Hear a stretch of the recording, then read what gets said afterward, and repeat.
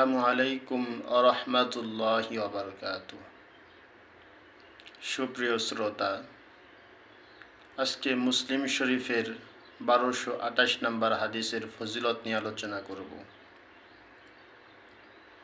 1228 নম্বর হাদিস, মুসলিম শরীফ আল্লাহর রাসূল সাল্লাল্লাহু আলাইহি ওয়াসাল্লাম ইরশাদ করেন, যে ব্যক্তি প্রত্যেক ফরজ নামাজের পর 33 বার সুবহানাল্লাহ, 33 বার আলহামদুলিল্লাহ, 33 বার আল্লাহু আকবার, আরেকবার লা ইলাহা ইল্লাল্লাহু ওয়াহদাহু লা শারীকা লাহু, লাহুল মুলকু ওয়া লাহুল হামদ ওয়া হুয়া আলা কুল্লি শাইইন কাদির,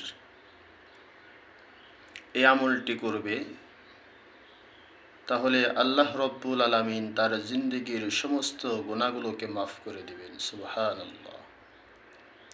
সেই সাথে তাকে জাহান্নাম থেকে মুক্তির সুসংবাদ দান করবেন।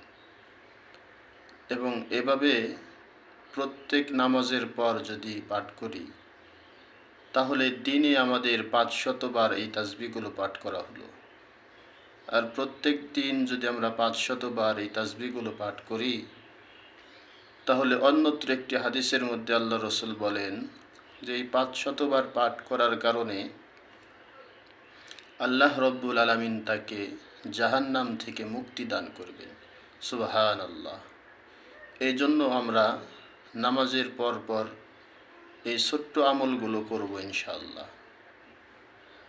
আমরা যদি এই ছোট্ট আমলগুলো করতে পারি, তাহলে আমরা নিজেদেরকে আল্লাহর কাছে অনেক দামি করে তুলতে পারব।